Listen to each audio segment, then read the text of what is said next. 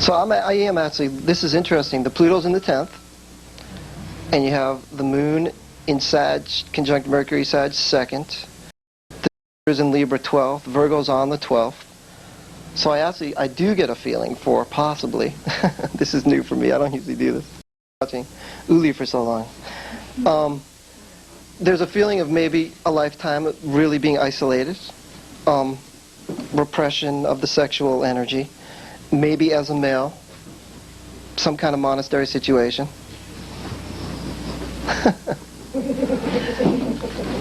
Just to throw that out there. Does that resonate?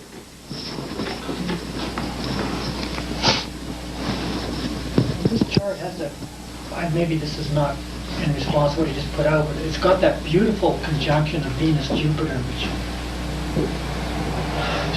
seems to bring in something wonderful whenever I see it.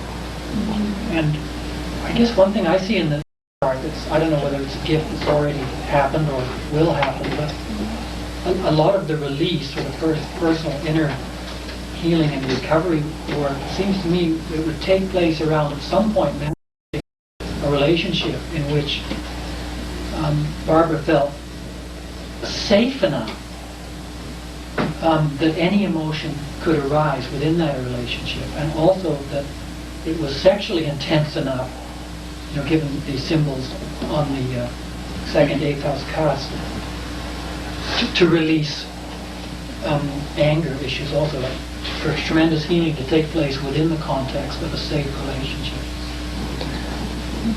I know, I had that once for about a couple of years, and I just kicked it out, you know. I wish I had maintained that one relationship for a little bit longer. But I didn't, so I'll find it again. But yeah, I've been there once for just a little while. What happened in terms of your perceiving that you let something go that maybe you didn't want to? I'm just... Well, what happened was he got...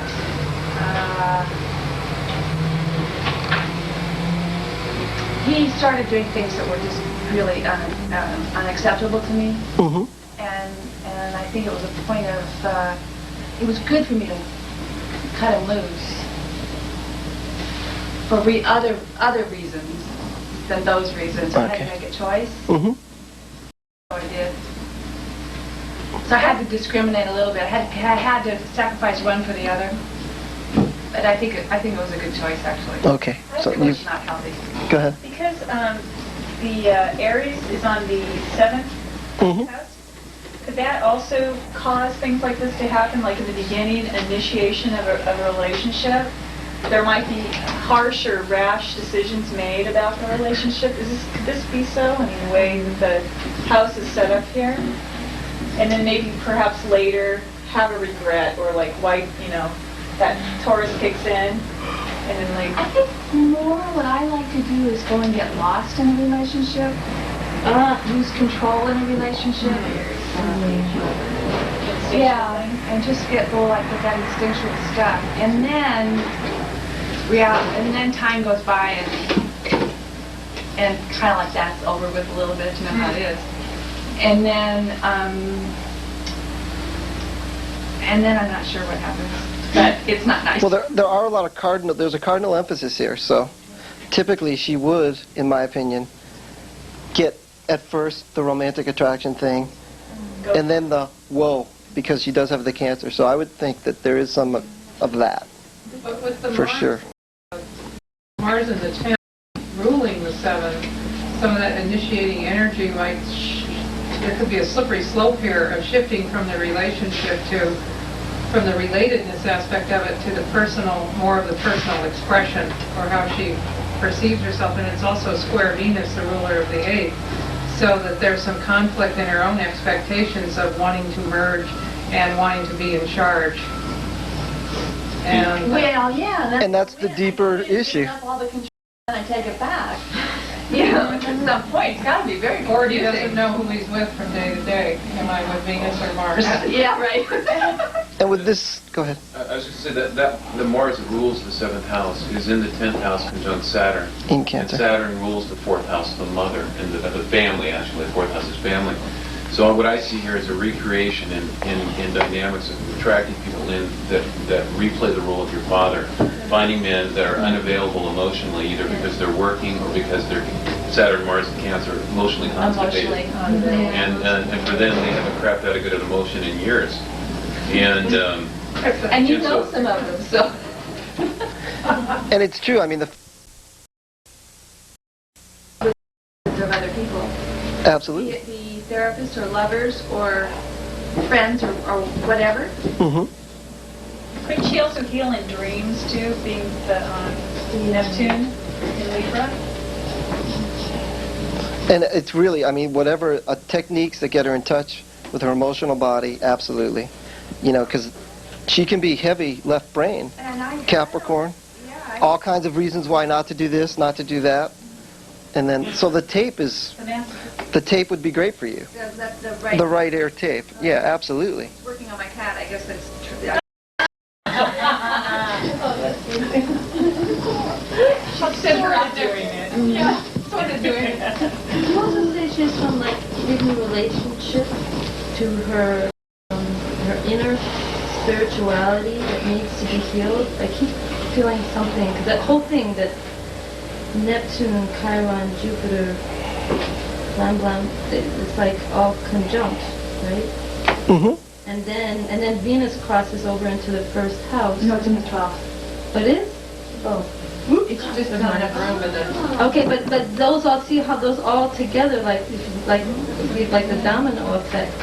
There's some kind of hidden, I can't put my finger on, hidden like spiritual relationship to yourself that, I don't know, needs a lot of love or something, needs to come up to the light, a lot of love to heal. It'll clear up a lot of confusion.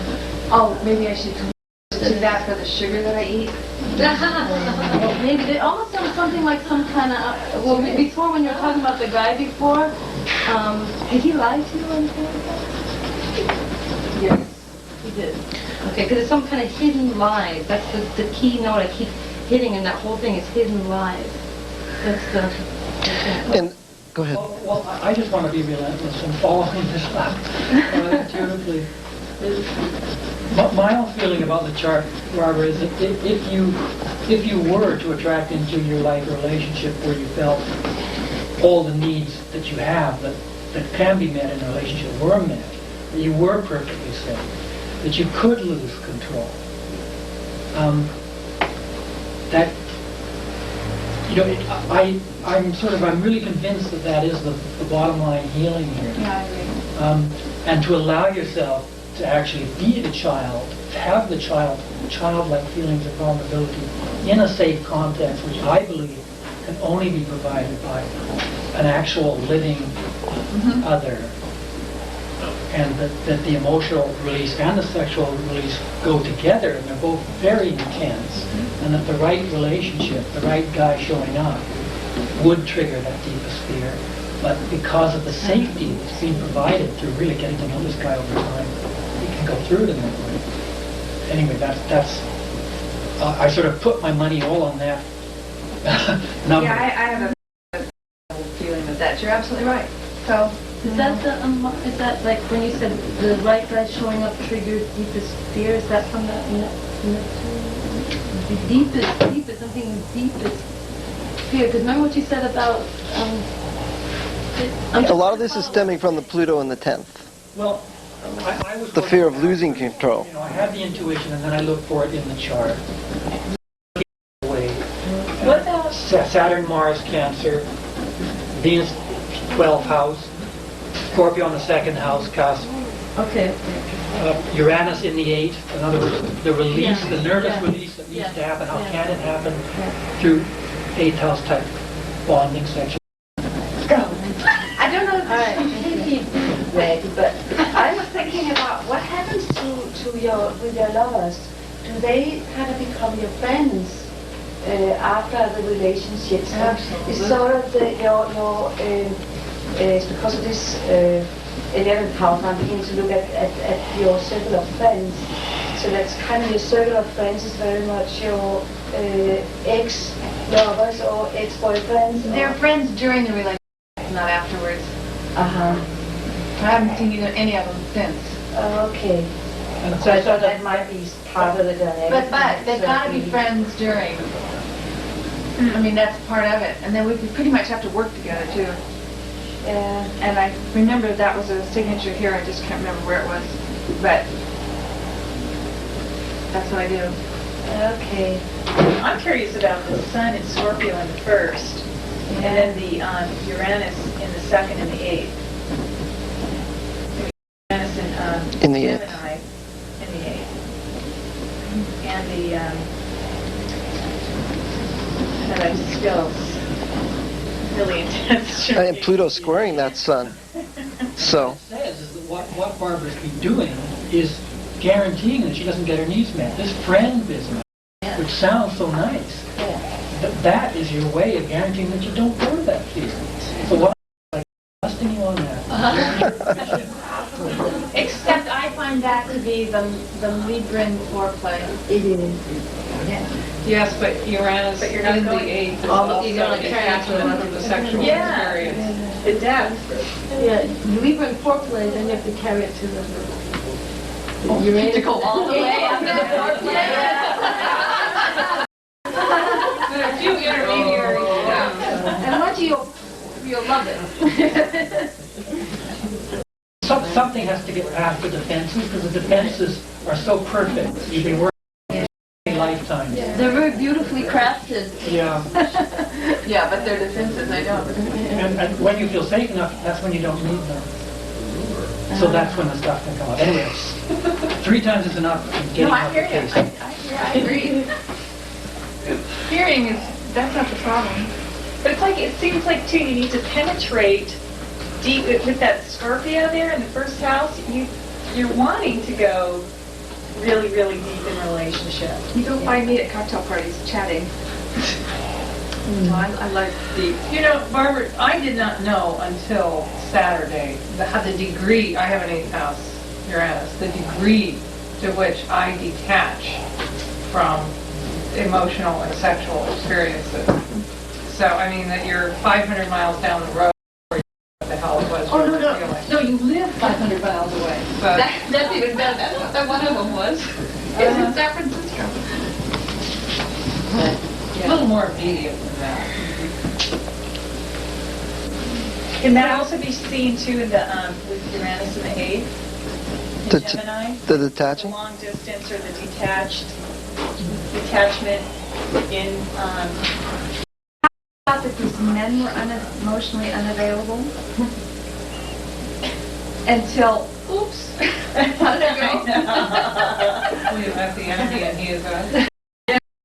No, and that's Then I what this finally, is. One day I had to say, of all of the men in my life, the 4 men in my life, including my are all in, then maybe it's my problem. And I never saw it as that a sign here. Yeah, I never saw that until just now. I mean, I knew it was, I figured it was true, I just didn't see where it was true, just I knew it was true. That'd be a part of it. Yeah, and now so, you know, let's move along to some resolution. well, retrograde too, that means that it's happened before, right? And she's just, it's coming back around for her to re-experience it again. So she's wanting to go, let's go. Let's go, really. The resolution. To resolution, uh-oh. So to me, the resolution for this will be about getting in touch with what you want. I mean, so you getting, and it sounds like you've gotten there clear about like all the conditioning patterns, the shoulds, should nots, which is a 10th house thing. And then, you know, so you know what you really value. And then it has to relate to something that's going to get you in touch with your emotional body.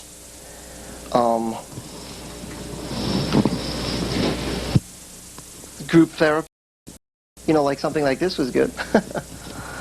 I'm working currently with a healer. Yeah, and I would just, someone working and on your body, 2nd house and the North house, Cancer, you know, something that's making everything physical versus, you know, you can have a real heavy mental overlay. the Libra signature, I always ask people if they're into, like you're doing crafts almost for your work. See, that's perfect. That's a big part of, and that's, you know, creating your own. The point of being fourth house is like creating home with wherever you go, whatever you do, like the inner home. So the work that does that for you could be a big part of it. Mark, don't you think she should get to core issue before you? I mean, I just get the feeling, Barb, that we keep flipping around, dancing around the core issue that keeps from getting to the resolution. And the core issue that I keep seeing in I went from Pluto in Leo, the ruler of Leo being the sun in Scorpio, taking it back to the Pluto in Leo, I mean back and forth, there's a square there, and then going to the South Node, wondering why, what was this soul doing in one life? Mm-hmm. And being as it's in the third house, Gemini, preaching a lot about belief systems, patriarchal belief systems, with really, with a Saturn, it's like a lives of being Saturnian, patriarchal, but really deep down being natural, like a gentle priest. Then you go to a gentle priest who preached that shit, who didn't believe it. So a life of being that way, then of being a feminine with patriarchal beliefs and not knowing which the hell you are, which you go to. But then when I went back, I couldn't stand it any longer. I had to go back and tell Uli all this, saying it out loud. But no, it's really good. it was pointed out too that the Pluto in Leo squaring the a life of natural initiating sexuality, where it was normal for a woman to initiate boys into their sexuality. Of course, that's what I think you ought to do in this life. That'll get rid of this rider.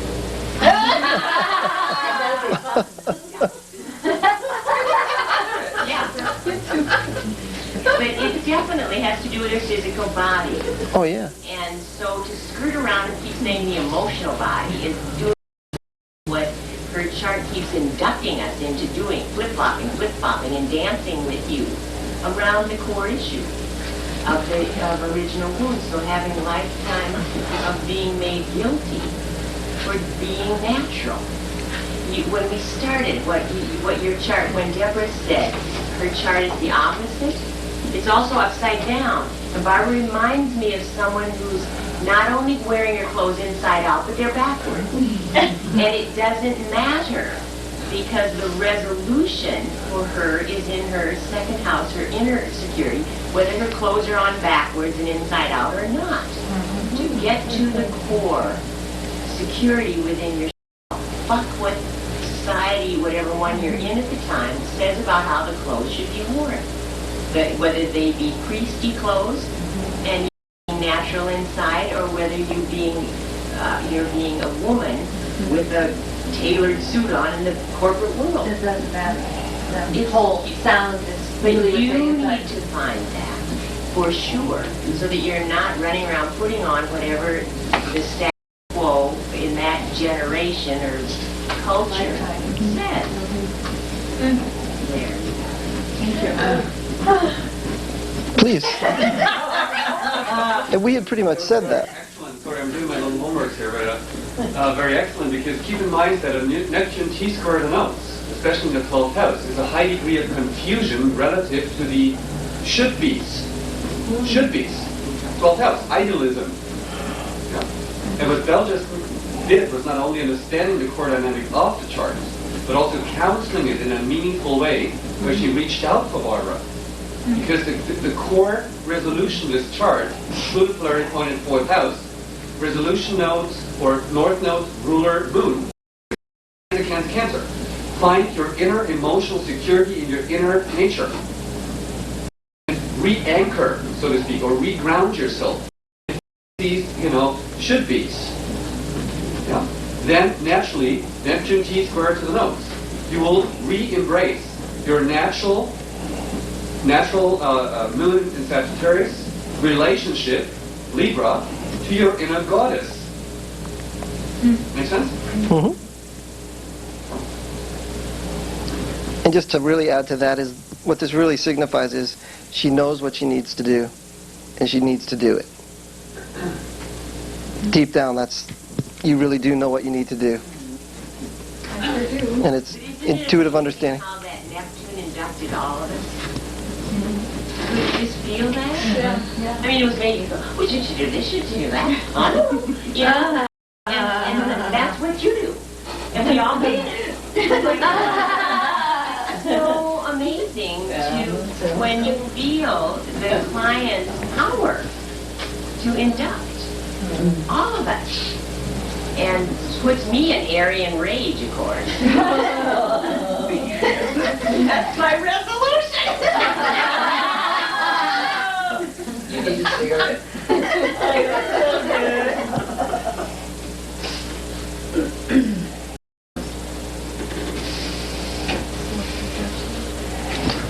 Next one. Scorona. What Belle just said is very true. When you have emphasized Neptune, here Neptune is emphasized because being T-squaring to the nodes. You as a counselor will probably not understand the chart. Because you're dealing with Neptune energy. Then, when you don't understand it intellectually, then start to understand and embrace it emotionally. Feel the confusion. Neptune. And start from there.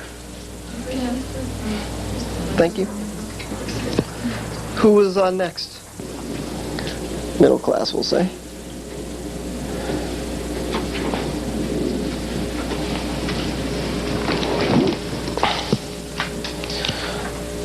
So we got Pluto and Leo in the 8th house, and the South Node in 8th house, Cancer, conjunct Uranus, North Node, Capricorn 2nd, Saturn conjunct the rulers of the nodes are conjunct in the 10th, 11th, Libra, Scorpio, squaring the nodes. Whew.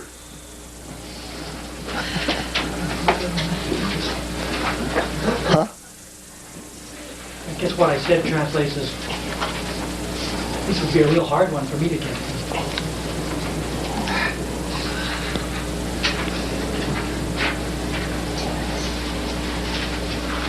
My Neptune squares the whole. Yeah, the Neptune, the Saturn, and the Moon. Well, the Moon squares them too. Does everyone see how the rulers of both nodes are conjunct? South node Cancer, Moon over in Scorpio, North node Capricorn, with Saturn in Libra but conjunct that Moon.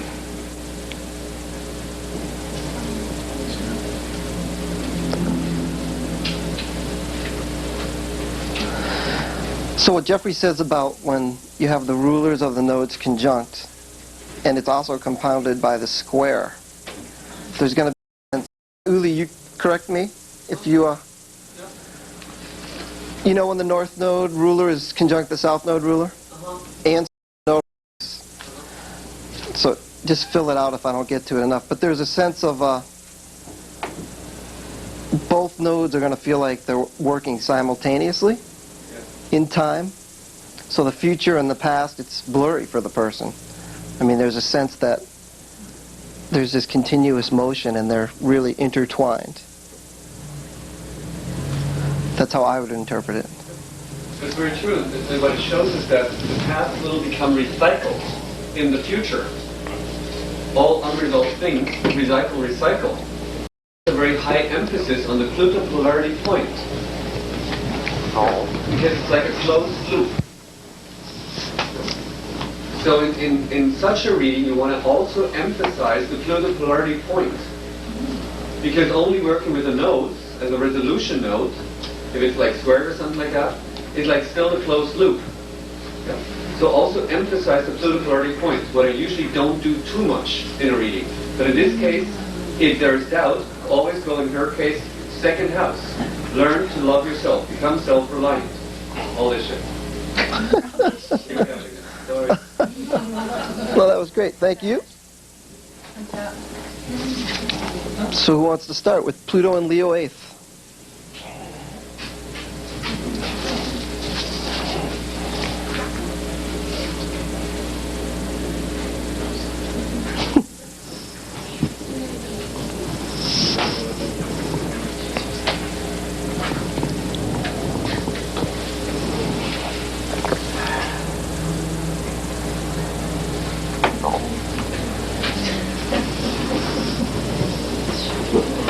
Are we just doing that symbol? Yeah, we'll just start with that symbol, see what we can get out of it, and then step by step.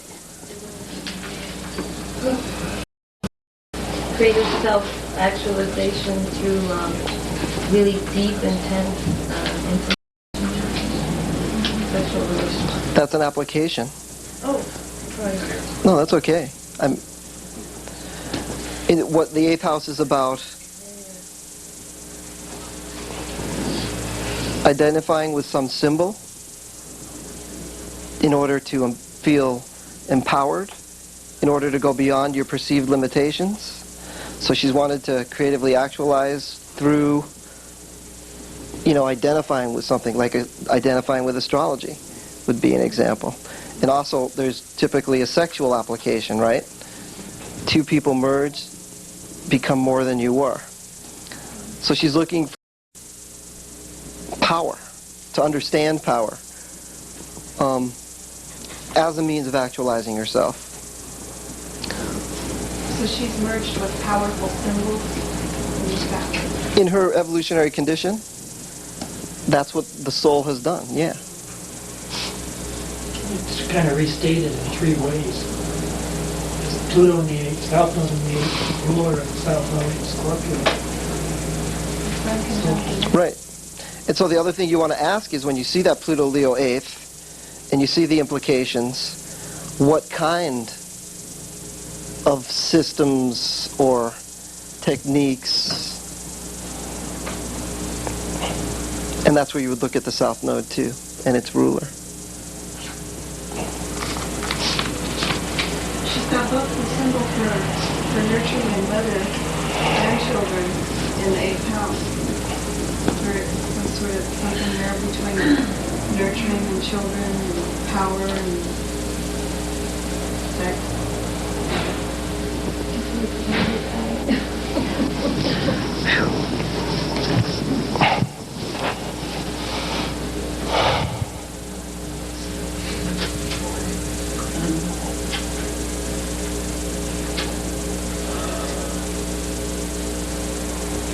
Are we still just doing Pluto? Are we doing the notes too? Yeah, I Trying to think figure out where we are. you can go to the South Node and look at the moon to tie that in. I mean, the Pluto's in the 8th. She's wanted to actualize herself through, identifying with under techniques, rituals, in order to understand deeper power. And with the patriarchal overlay, especially with the South Node conjunct the Uranus in Cancer, there's been trauma around that. That would also indicate trauma in the early family in this life. It's conjunct Uranus. Is that an exact conjunction we're looking at? Which one, Uranus, South Node? It looks sort of like 22 degrees. It's 7 degrees. And the ruler of the South. Go ahead. Go ahead. The moon is in Scorpio in the 11th. So Mhm. I would definitely say a trauma. 10th. It's in the Oh, is it 10th. in the 10th? Yeah. Okay. Could fit it in. Still trauma. Still trauma. Keep going.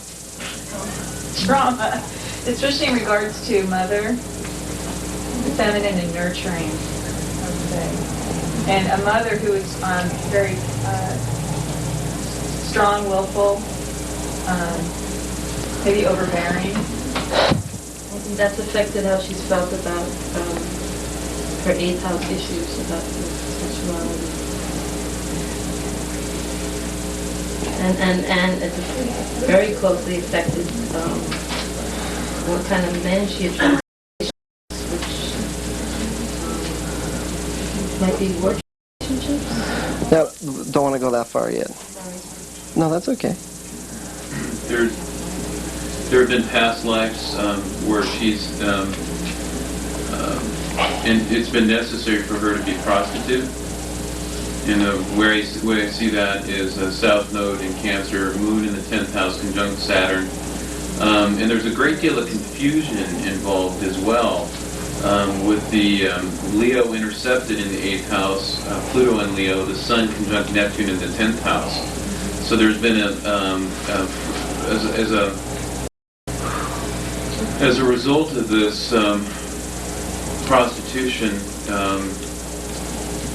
and also the Capricorn is on the 2nd house cusp conjunct that moon. So in order to survive, she's had lives as a prostitute in which there have been Neptune Sun in the 10th house. There have been children, South Node in Cancer, that have been lost, have been given up. So there's karma here involving children and the loss of children due to the necessity to keep working as a prostitute in order to survive, in which the children could not be cared for.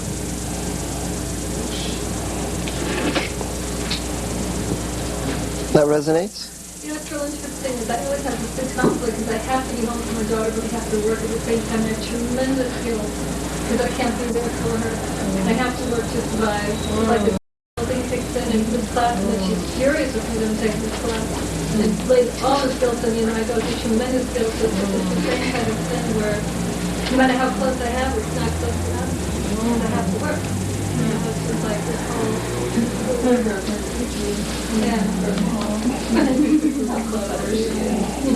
With the Mars-Venus conjunction in Virgo,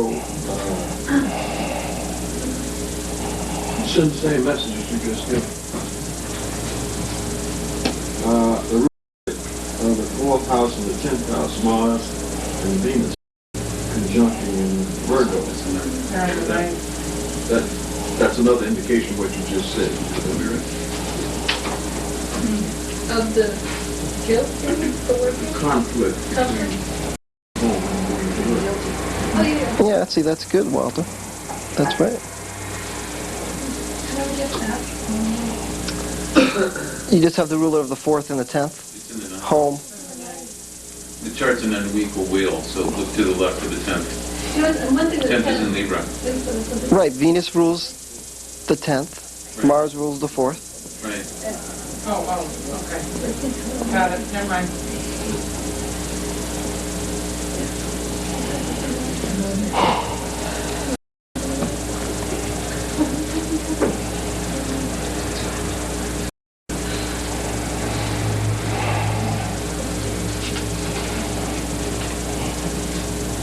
You know, what's interesting, we both have Pluto in the 8th house, you know, both got that archetype, and we both hate our jobs with a passion. We both make good money. And I've always told, I feel like a prostitute doing what I do because I hate it. I passionately hate it. And I make tremendous money. I mean, I basically supported my ex-husband, you know, I've always made like more than the average person, more than the average couple, you know. And it's like I have to hide it. I can't tell people I make money because... No, you did. No, but you know, that's kind of like the same archetype where you have to hide what you do, and I hide what I do for a living. It's all hidden. I'm a recruiter on the phone, you know, and it's kind of, and truthfully, you know, sometimes when I do the recruiting, I can tell it's like a sexual thing, because you're working on the energies at that level, and you've got to be very soft the way I do it. You've got to get into their unconscious and work with them, and make them comfortable and trust you. So I've always likened it to being in that chakra, because it's like working that energy, you know. And that, you know, that it's real interesting too because I do it all unconsciously. And I don't work hard. That's the other thing too. I work much less than anybody ever does in this business. And so I have to hide that too. So the whole thing is all hidden. It's all scorpionic, hidden, you know, that kind of stuff. Wow. So interesting. I see it now. You know,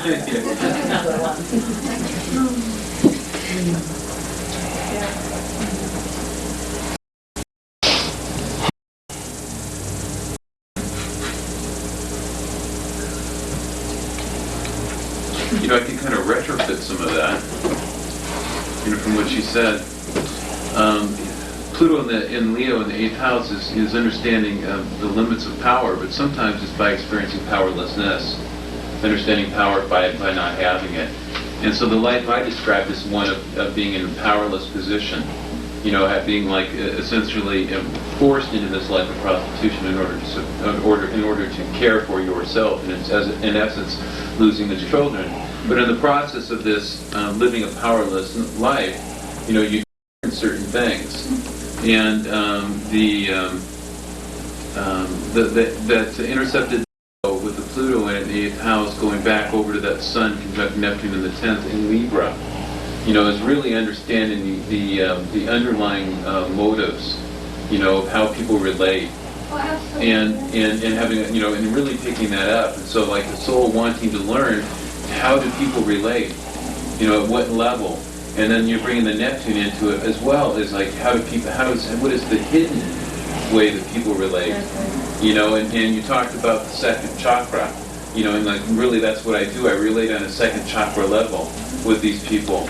And it's like, you know, having learned that ability, you bring that into this life, and you're able to get right at people. And maybe, you know, with speaking with maybe men on the phone, if you recruit, you know, a lot of men do the hiring, you know, they probably get calls from recruiters all the time. But it's like, you know, just the right things to say and how to say them on the phone, so they pick that phone up and they talk to you. You get past the receptionist, you know, and so as a benefit of having these lives of powerlessness, of enticing the men, you know, why you on the proverbial street corner, and why not the woman next to you? The reason I got into recruiting is my husband screwed up some to support the family, you know, and I had a baby.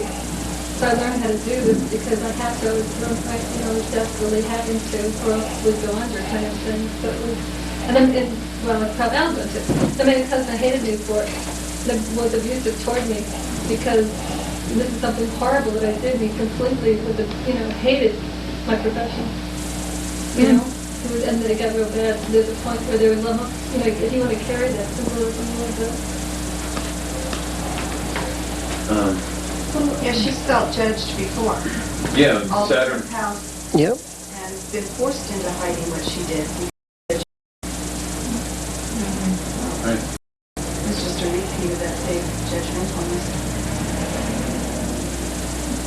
Would there also be like a tendency with Pluto and Leo and 8, like looking for symbols that, obviously looking for symbols that symbolize something more powerful than herself, but also then the Sun, in the 10th, like always having your partners be more powerful than you, or like drama lovers where you were like more maybe submissive.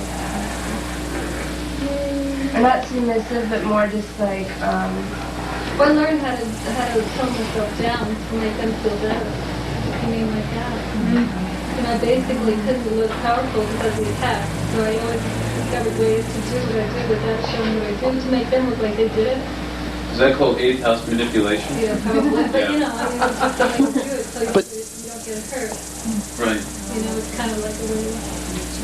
So it's been necessary for you to hide your power. Definitely. Okay. And you're a soul that's been learning about power, and has been through the process of your soul. You've been gaining power. Yet for the power that you gain, you have felt judged and have been judged. So it's been necessary for you to learn how to learn the hidden the psychology behind people, Neptune, so that you can use your energy, your power, the power that you have, in a way that people don't know that you're doing it, to hide it. You learn to hide your power. Yeah. Does that show up in the interception of Leo in the 8th? Representing the Sun, which is your energy out? I don't think that's the interception. This is a pattern that she had to learn in her early family, based on what happened with your parents, too. Was it similar in terms of not being able to be yourself? Yeah. It was love power struggles. Right. The ruler of the fifth and the ruler of the sixth are Venus. The house of sex and house of work are one of the houses of sex. Would that be relevant? It's the house of actualizing yourself. It can include love affairs. Now, the Mars-Venus conjunction, would that indicate violence to the children? The what? Violence to children. Children. The Mars ruler of the conjunct. fifth is conjunct Mars.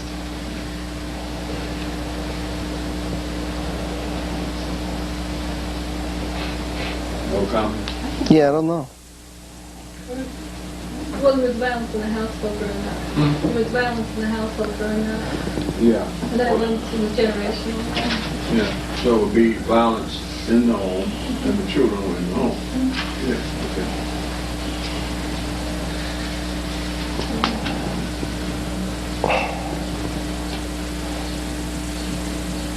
Are we still only sticking in a certain area? This is a hard one for me, so But Go I ahead. see something, but it's not... go for it. Okay. I'm just following all the intuitive symbols, the Sag symbols around the chart.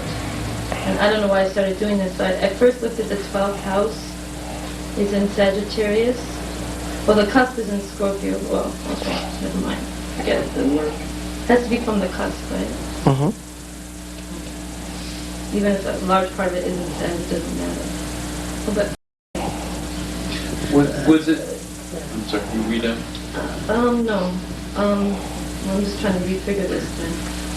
That her hidden power, okay, it still works. Her hidden power, 12. And her instinctual personality, ascendant, and can be expressed in her instinctual personality. Her ascendant in Sag she's natural personality through relationships, 7th house. When she changes her kind of relationship, 7th house, learns to communicate differently in relationships, so it's natural. Jupiter's in that house, so it's like a natural and truthful, true to her natural being. My words are getting all messed up. And that forms a, I think, is that a trine that forms back to Saturn? Mm-hmm. Okay, and then she will be able to, she'll be able to work, do a kind of, or have a new relationship to her work. New structure, restructure her relationship to work so it's more natural. Does that make sense? Kind of? No?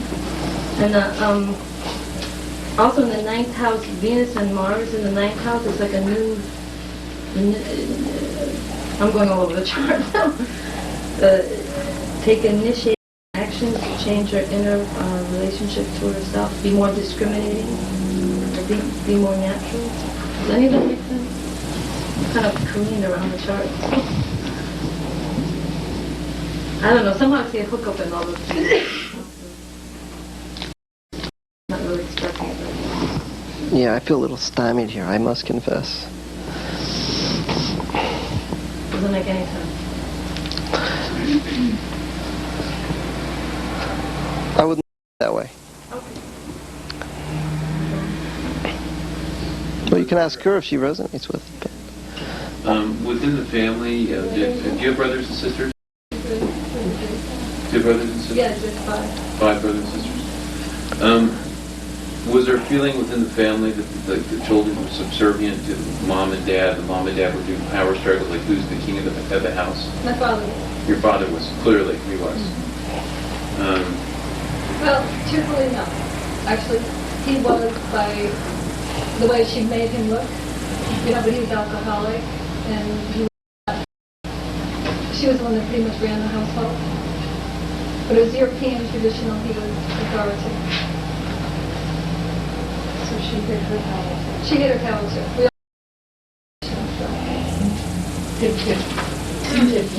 I was trying to do a reading for this, and I was very, very difficult.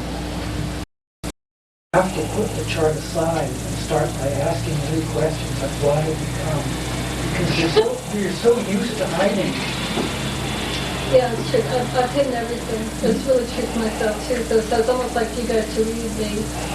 I mean, I'm practically shaking right now. I just don't like to have somebody look at my stuff. And I'm used to putting fog over everything. It's like I'm sitting there, like she told me the story about the herring up at the Scorpion Moon too. So like a herring follows me wherever I go, so you can't smell the sun. And I've got Neptune, so you can't see a thing. You know, so I'm really used to that kind of energy. So you guys are probably feeling what I'm used to putting out there. It's also, there's three separate statements about, which I would call bottom line emotional betrayal from past lives, mainly recreating in this life. That together with having power, but learning to hide. So I don't know, I guess I am doing it. I would really have to let you lead the reading. I couldn't lead the reading of you. That's what I'm saying. What would you, if you do, define as truth for your truth, for your natural? You know, what you said as far as being in a natural relationship, being truthful, that would help. Honest with yourself, maybe a better word. Honest with myself, honest with the relationship. That way I don't have to hide and subvert and do all sorts of stuff. That way I can do what I truly want to do. What you said probably would make sense as a resolution, because then I don't have to go through all these. It takes time to, do that kind of stuff. So. Well, I see Saturn, the ascendant, and Jupiter and Gemini in the 7th, and then Oh, I just heard what she said. It takes time to do that with the North Node in Capricorn. Oh! That it takes time. So do you have some sort of schedule in your head of things learning or doing? You know what? I don't know what time time is like nebulous to me. I'm like, I don't know what day it is. I'm not that bad, but I'm kind of like a flow with time. So I don't, but I kind of can see where it would take time for me to use energy. I would do it in a different way. It would would take time, maybe I use it. I don't know. Maybe you need to start structuring some of this. Structuring what? I don't know. I feel like I'm getting I just got, is this, are we getting this sort of like wishy-washy nebulous thing because we're square to Neptune and Saturn? It's squared, I think. So it's like this, I don't know, trying to define it. I feel like I'm like being in this washing machine, being like up and down and like. Does it help if the moon is, I don't know the term, the moon is past Saturn, it's the ruler of the south node, but it's not balsamic, it's a new cycle, so the moon is starting a new cycle, right? Okay. Can we start from there and see? Because it's like a snake going through the desert, the head and the tail are up this way. But the cycle, is the new one. Okay, now I'm stuck. But it's like you can go so far and then wham. But but the North Node is what is happening anyway, right? It's going on anyway. So there is a natural structuring, and on some level she has a timetable, or that there's some measurement. She has some form of measurement. Is that true? Is that how you read that North Node? Would it be through learning, or what?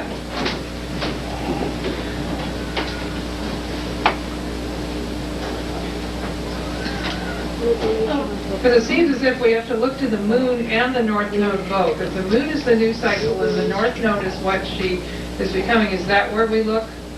But the South Node is the resolution to shift. But, sorry for interfering, but coming from the T-square, the resolution orientation is mainly the South Node in Cancer. Okay. Don't forget that. No? All right. T-square. That means, in the first place, for her, what you were going into, meaning to structure her life according to her self-responsibility, to have a step-by-step kind of thing, because it's not really, it won't be like that. It will not be like your Pluto in test. Right. She needs to go back to confront herself with the emotional patterns coming from her own childhood and sexual patterns. Yeah? That in order to be protected, ruler of the South Node conjuncting Saturn, protective, Saturn, to break more and more when, in terms of feeling emotionally safe with us, breaking free via confrontation, to create an emotional metamorphosis, to then embrace via the wounds in the first place. Then, okay, which way do I want to go? Okay? So here in this chart, the main focus or resolution thing goes into the 8th house Cancer. And then we need, because the moon is in Scorpio, conjuncting that Saturn, we then need to develop strategies, because the moon is conjuncting Saturn, strategies. By step-by-step breaking free, so to speak.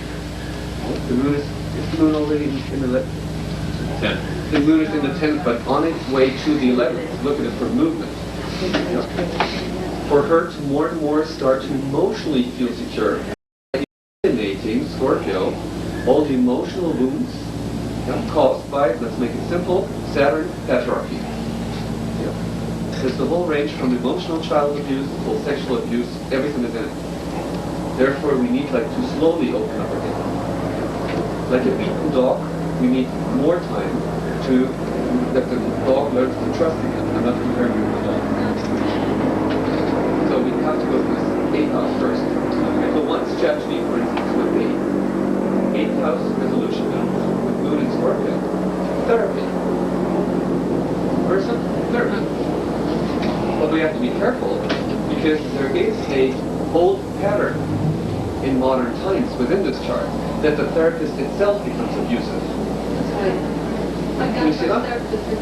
They let them kill me on drugs, How do you see the therapist get abusive? Because I see an 8th house Pluto, I see a south node in Scorpio. South Node. In Cancer. 8th house Cancer. With a moon in the 10th house in Scorpio. This lady has so much intense energy, that very often a counselor slash therapist, she just via her presence triggers out the old shit of the therapist. Can you see that? Yeah. But then the therapist, being but via social hierarchy, defined as being superior, will then put her on a trip. Literally. Can you see that?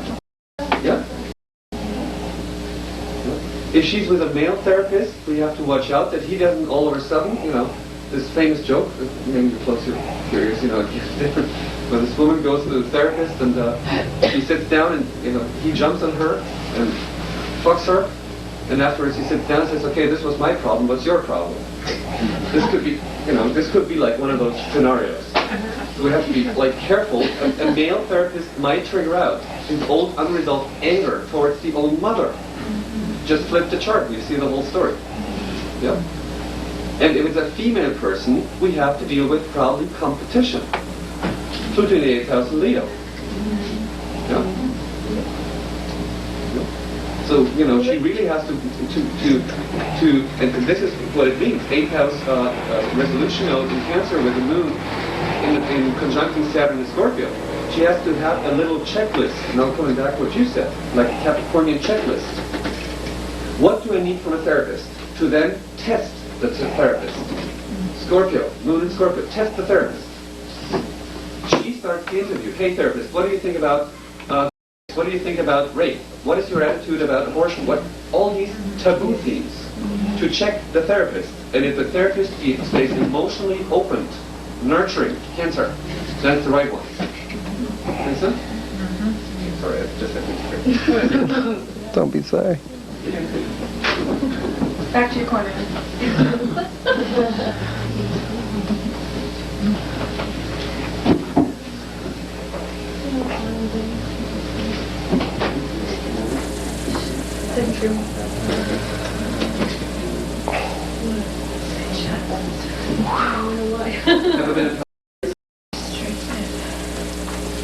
Have I been a party before now? Not at all.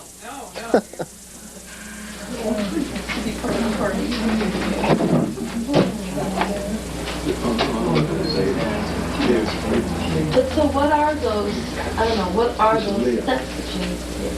Those little steps that you need to take, what are they? Unless I missed something. The little steps were to interview the therapist? Well, too, it's a Venus conjunct Mars and Virgo, and then how she's going to doubt her intuition and doubt her knowledge, natural, like, it would seem to me that you had like a lot of healing capacity within yourself, but then also kind of just doubting it. That was kind of bad. But if we give the resolution like Uli just did, then that's the map through the fog. And that's what we're supposed to just keep, because I find it so easy for me with Neptune conjunct Sun. I mean, opposed Sun, when I see a Neptune conjunct Sun, like Belle was saying, I can just get drunk right in there with it.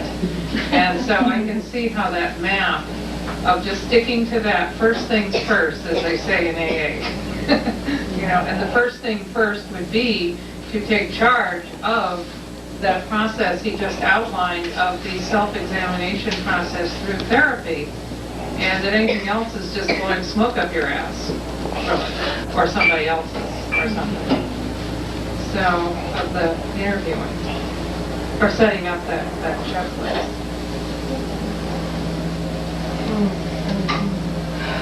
But once she's gone through the checklist, what are her expectations about the therapist? What does she want to do in therapy?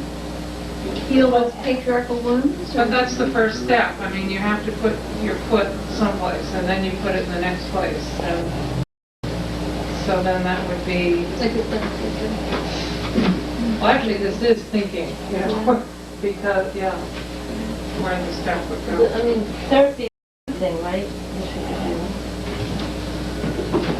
All of this would be leading to a new sense of values and security by doing that, right? Because opposite point of Pluto is second house as well as military second house. So both of those would lead to a sense of her own values and security, all by having done that, which is her ultimate goal. They also established she didn't really work part-time, sometimes honest work, even to do it just honest work is straightforward honest work. What I do is honest work. I mean, but what I say that you're proud of, you feel good about. That you like. Yeah. I mean, even if you do it just a couple hours a week. Well, that's not a nice job, but if you have something else to do. Start actually working at it and get a work, even if it's just a little thing that starts to establish a little pattern. Because I've done that same kind of thing before.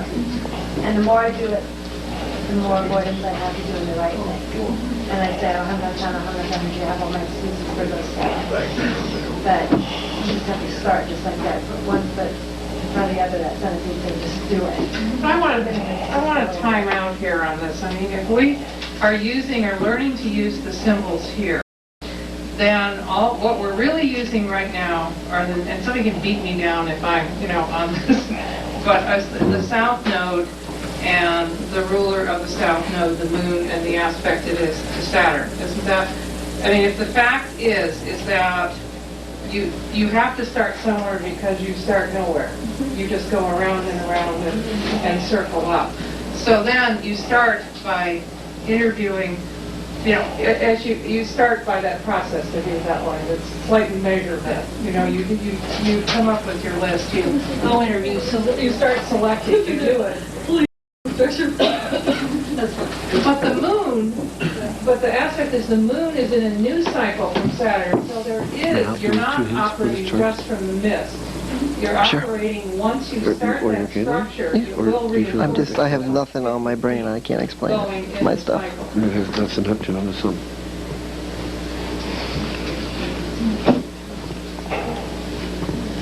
I feel like a fog. You have Neptune almost on the midheaven. I think maybe what we're forgetting about is the Pluto polarity point, Aquarius second house, which is, the Aquarius second house thing is very, very simple. It's like, it doesn't matter what people say. She's been worried for so many generations of lifetimes about what people say about the way that she survives. And so there's nothing dishonorable with what you do. Yet you're ashamed of it. Yeah, sure. Aquarius second house. This is what I do to make my money. This is what I do, and I'm proud of it. I'm damn good at it. You know, when you can get to that point where you don't have to hide your natural abilities, because you're hiding your natural abilities, it's not in finding a different job. It's about stop worrying about the judgment you get, what you do. And Virgo, Mars and Virgo, Venus and Virgo, you're harder than anyone else. You're the most difficult judgment on yourself. You judge your own power to keep it hidden, which is a power of your mother. So the lesson here is to not change anything in what you do in your career and those sort of things, is accept your power. And it doesn't matter what anyone says. What David said is very true about just, this is one of the hardest charts, you know, like in terms of getting to the clue. As we said, when Mark said ruler of the south node, north node being together, yeah, making T-square to the no, it doesn't. It does. It does. Yeah. Shows, you know, this kind of closed loop, as I phrased it. Then we need to emphasize the main orientation towards the Pluto polarity point. Can you remember what I said from behind? Yeah. That is also true when you do have the ruler of the south node on the north node, while the north node ruler is on the south node. That's the same kind of closed loop. Yeah. Then it's like, you know, being in a spinning wheel. Then the Pluto polarity point becomes the major focus during your counseling. But to also work with the nodes, because keep in mind the nodes are the breath. Inhale, exhale. Every moment we're dealing with north node, south node. So, in this case, we need them to find a identity, because the rule of the north is together with the south node, but in a new phase. The moon is leaving Saturn. The moon is leaving the 10th house. Yeah? But still in the 10th house. Just look at it graphically. What we said about, or what I said about this therapist form was only half truth. Because in the same moment, yes, the chart recommends go into therapy. Resolution node, south node in the 8th house in Cancer. Yeah? But because that ruler, moon, is together with Saturn, the ruler of the 2nd house, yeah?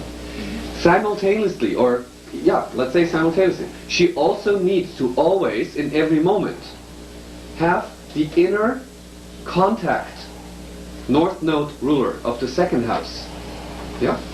How does it feel? How does it feel? And keep in mind, the orientation of the whole chart is liberation.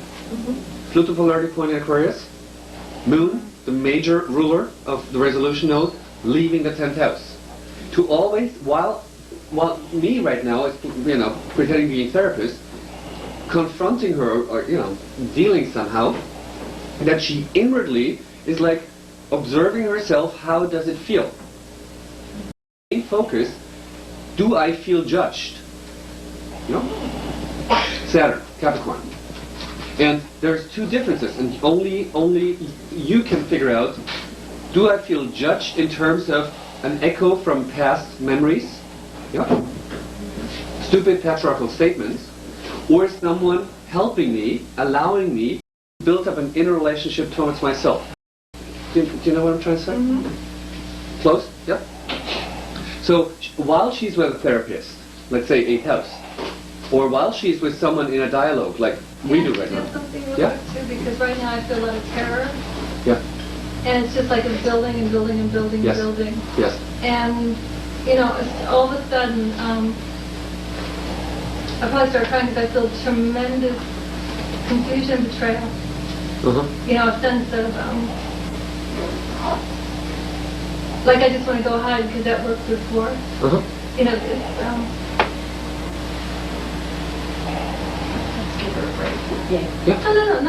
No, I'm fine. It just feels like I'm being, like the stuff from before, I feel like child stuff. Like I was always, nobody could figure me out. And you know what comes right now? This is a past life memory that's coming right now.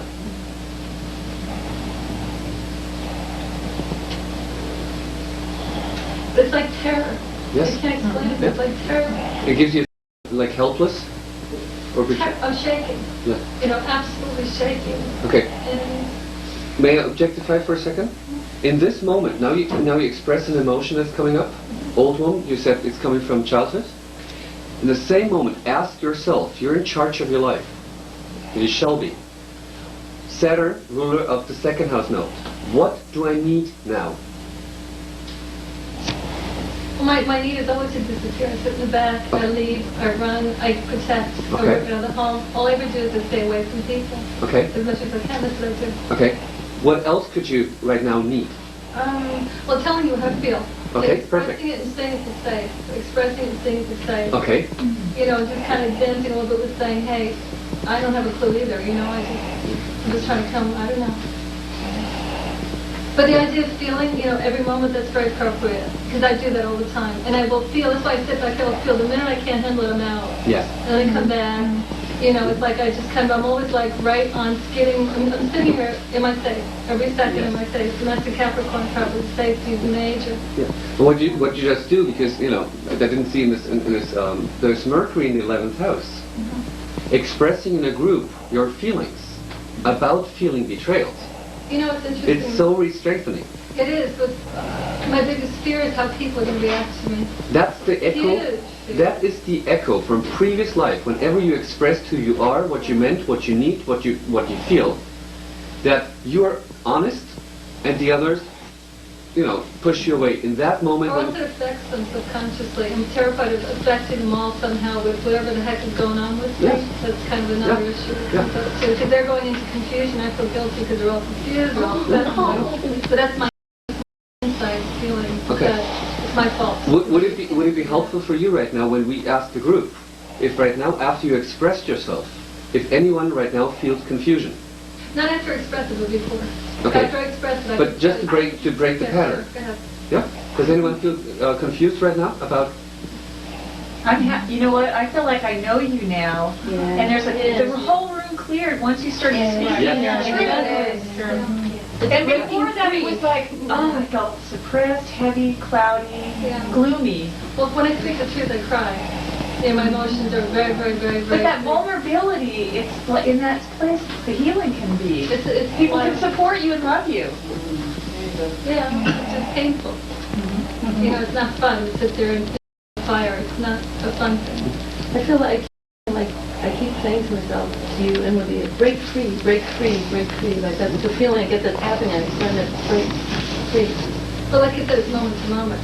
I don't have time limits that I can just do it and fix it, you know? It's like it's just moment. My life is just in the moment. But in a constant process of becoming that we are in, these things what you just did with a lot of courage, what you can see your strength, changed the whole energy in here, made everyone become clear again. Yeah. Make sense? Yeah. So you're very much in charge of your own energy, of your own life. And you naturally know what to do. You have a beautiful Venus in the 9th house, a Mars too. Follow your physical instincts, express them emotionally, how you feel. If someone doesn't want to deal with that, don't take it that you're wrong. Change the pattern.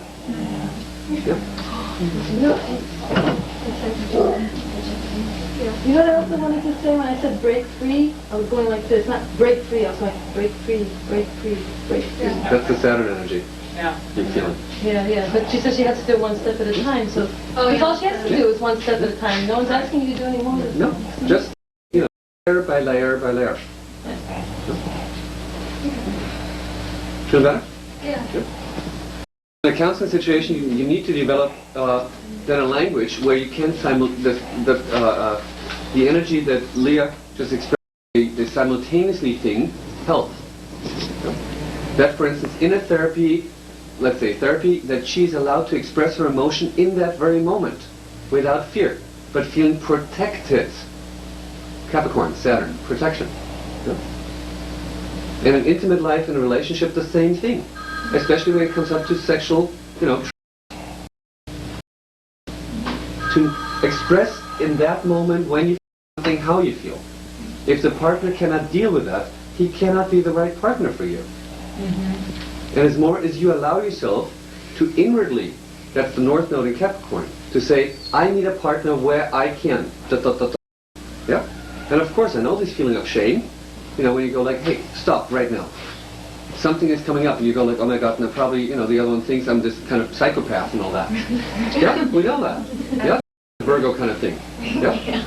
But if you start to allow yourself to attract a loving partner, when you start excuse me, but I feel da da da. The other, in the actual reality of the other one, then will embrace your statement.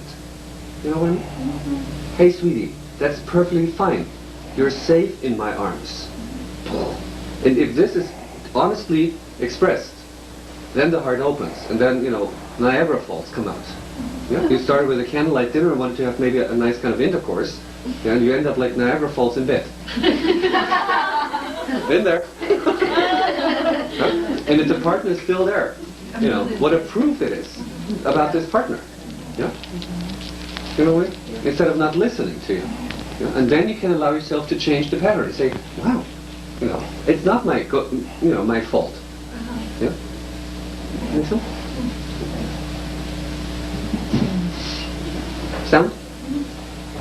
Lily, when you're working with someone like Leah in this kind of a situation where this kind of thing's happening, do you affirm where her fear is coming from? Like, this fear has happened out of survival necessity. It's like needing to hide who you are because of the traumas that happened before. And now you can, in an adult reality in this life and time, there's the possibility to move past that. But like affirming where she is rather than self-criticism about this hiding, running, or whatever is going on. But it happened because you had to survive, kind of thing. Was it a question or a statement? I don't know. I don't know. If you're working with someone like this, do you like affirm where the, let's say, the fear or the whatever is coming from? In Leah's case, it's so helpful. Keep in mind the 7th house cusp is Gemini. The rule of that Mercury is conjuncting the moon. Yeah? Yeah?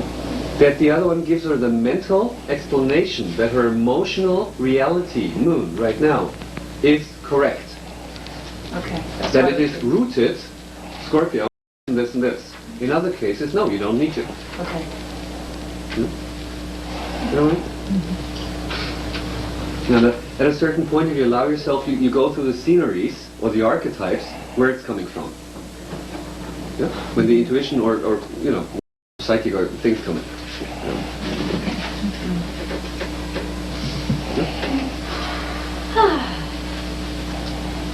Next one. A little break. Are you feeling okay? Yeah, fine. Dumb. So we need to get some information from Anne. Monetary background? I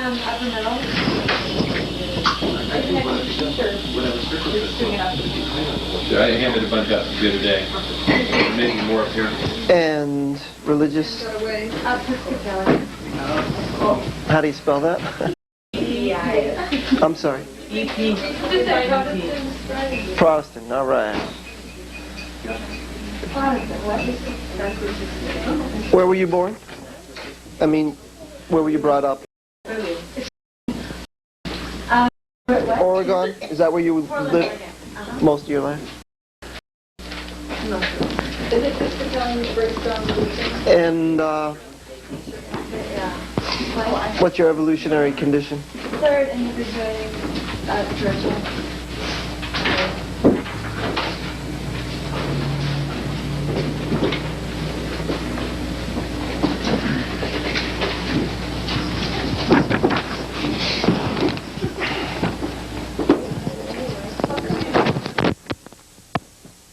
Someone said Protestant. That's different than Protestant? What's the difference? No, we're different right now. What? I have no idea. I'm not into it, but yes, I was born into it. It wasn't heavy. Not. I wasn't. You didn't go to church when you were a kid or anything? And how do you spell that? PPIS. Just put PPIS period. Yeah, that's good. Epis. Episcopalian means they do the missionary position in one more. Protestant is just a missionary position.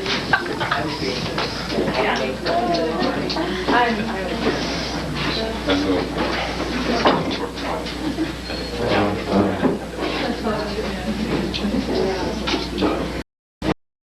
So we got Uranus is squaring the nodes. Taurus, Taurus, Scorpio. Neptune conjunct the north node. Pluto first Virgo ruling the north, and Venus Sag fourth ruling the south, and the node is to the south node.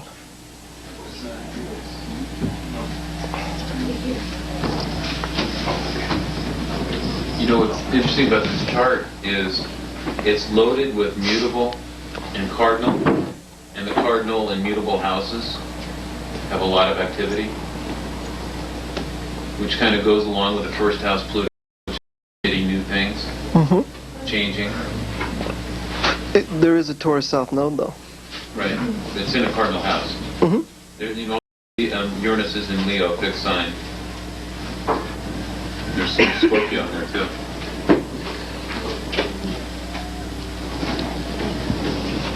So who wants to start with Pluto in the first house Virgo?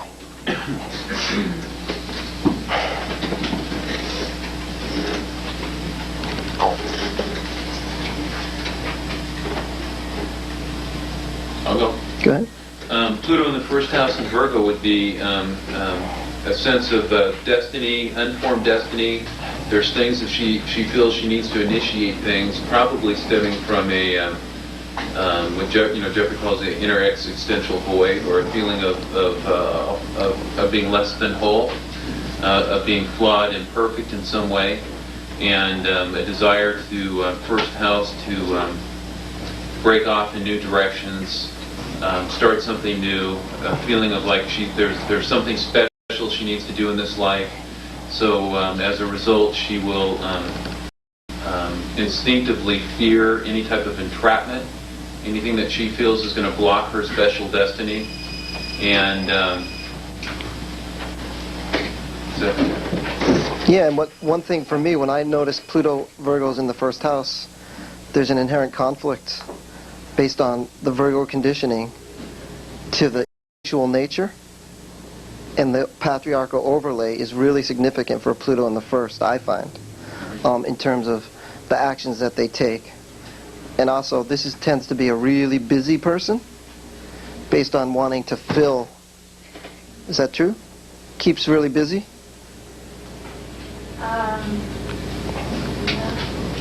You know, in terms of wanting to fill the void. So it just, the instincts get tied in through the patriarchal conditioning, and it creates all those kinds of behaviors to do that.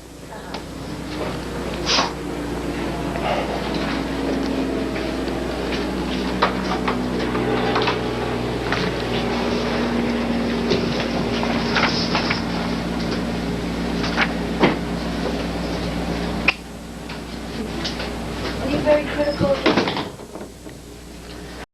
Like you analyze everything happening to you? Because I have Pluto first. I'm extreme. Very good.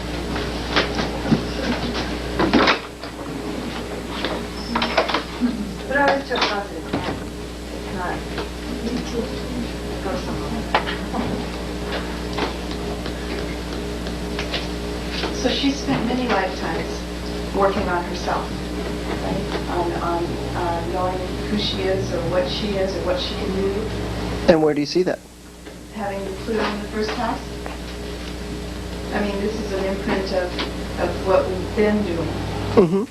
So she's been learning about herself, basically, who she is, what she can do, what she's about. And you can fill that in if you go to the South Node. Right. You'll get more information about what she's been doing, especially looking at the rulers. Venus, Saturn, Sag, fourth. She's been making money in within society's company. She's been feeling guilty for making money through, have you feeling guilty about it? Through her Venus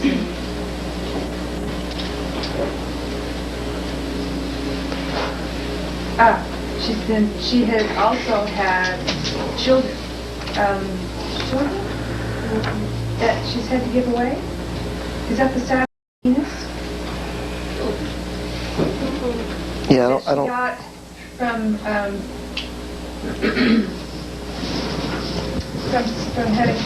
from being a prostitute. Mars in Libra. Taurus in the North Node, midheaven? I see the symbolism for the potential of the prostitute, for sure. And what about the Saturn and Venus conjunction? And the judgments about that lifestyle. Judgment about the lifestyle. Okay. Venus in Sag. And the the South Node is in the 10th. So the religious judgments towards that, the patriarchal. And also you get the flip side of, coming from natural law, the Venus and the Sag. So, even someone who is a sexual initiator back from matriarchal cultures. I see that she's been or has been making herself completely self-sufficient, Taurus, and responsible for her own needs, Taurus. And one of the ways that she's done that is by being born into families that don't understand her needs and that don't Sagittarius understand her Venus needs. And that's been another. So internally, she's probably taken on guilt about I'm not doing something right, at least in the early childhood. What's wrong with me? My parents expect me to be this, but my desires are to do this. Yeah? Yeah. Yeah. Very strong family. Very strong, yeah. And future as well. Mm-hmm. And the Situation. mm-hmm. Families are very strong, very big. If you go off this way, Mm-hmm. yeah. And so also the Uranus is squaring the nodes, applying to the South Node, and the Neptune in Scorpio, conjunct the North Node in Scorpio. That's telling you about, to me, I would want to know what are some of the things she's done to alleviate the emptiness. And those archetypes, that would point to some of the things. Based on skip steps. What do you say? What would tell? And what I would do in a reading is I would look at that North Node, conjunct Neptune and Scorpio, as in terms of skip steps, and because it's applying to the South Node, there's definitely some energy around this North Node, and that's going to tell you about some of the behaviors that she's used to fill that existential void. She could drink, she could fantasize, she could dream. Yep, and the Uranus is in the 12th, so there could be some kind of tendency, try to escape that feeling. Is what I mean? Mm-hmm. She asked. She what? She's an actor. So she asked that medium. Do you mind? Because she's okay. Some people are fishing. She's got that creativity. She's used it that way. That's. She's used it. Actually, when I was young, I started doing entertainment, very young. And then, I was very active. He said I was active. And I showed horses when I started all this other stuff. Fighting sex. Yeah. They are. But sport. Works with her Sagittarius. Yeah.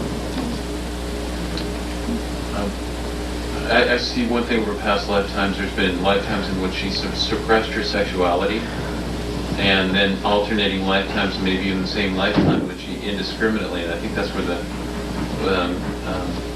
where she, without discrimination, Neptune conjunct the North Node in Scorpio, took on sexual partners, and I believe that's where the Uranus square into that shows up. Again, in the 12th house, indiscriminately, trauma through indiscriminately taking on lovers, Leo.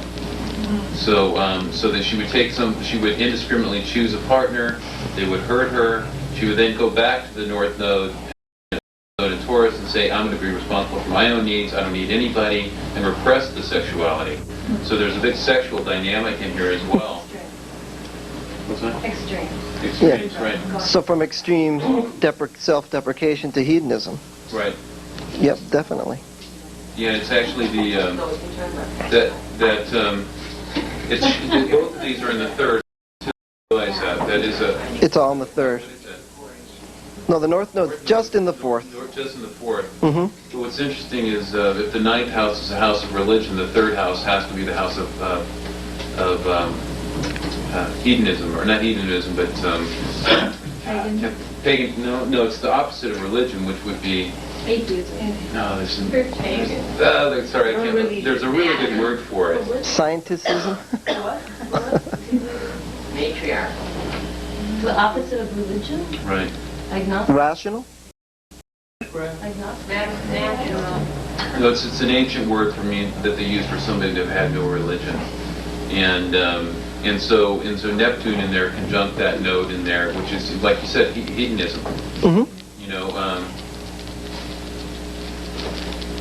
alternating back and forth.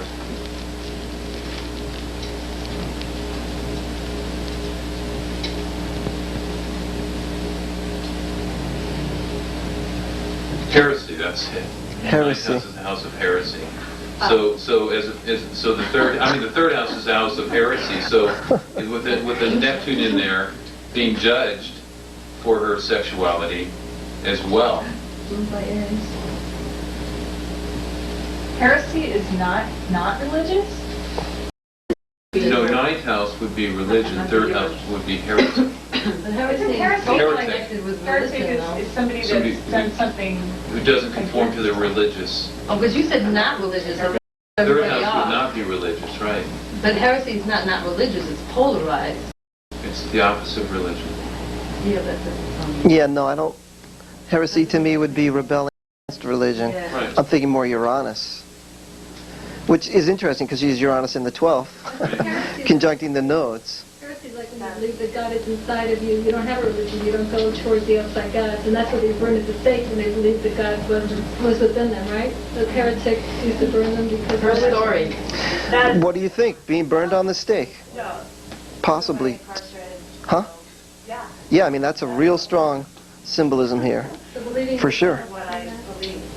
And the moon's in Cancer in the 11th, so that would imply trauma to the feminine too, isn't it? I mean, following your instincts, your feminine instincts, and then trauma surrounding that. Well, the feedback from the environment, the patriarchal structure, yeah. You see that repeated again with the Scorpio on the fourth house. Wouldn't a heretic be opposed to the views of one particular religion and being able to be religious in a way that is heretics are usually, in my mind, connected to the Catholic Church. And if somebody disagreed with what the Pope said was truth, like that the earth was round rather than flat, that would be a heretic, as I understand it. Am I wrong? Do you have a dictionary? It's really not important. Yeah. You know, it's really, you know. It could be either something. It could be someone who's opposed to and splintering off from religion. It could be someone who's opposed to it. Well, I mean, she resonates totally with, you know, she was natural law, patriarchy, persecution. Right.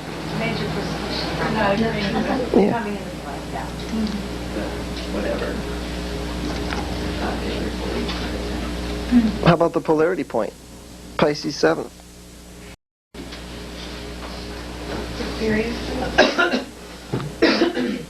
Excuse me? Polarity. The polarity point of Pluto is in Pisces 7th.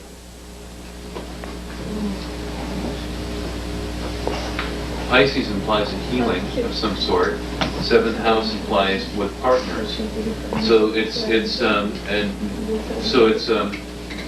necessary that she begin the process of learning trust again with partners, and you know, given the dynamics of switching back and forth, there's a strong pull into that self-reliance issue, because you know, here I am, I open myself and I end up getting persecuted as a result. And so here's a soul that's learned not to trust.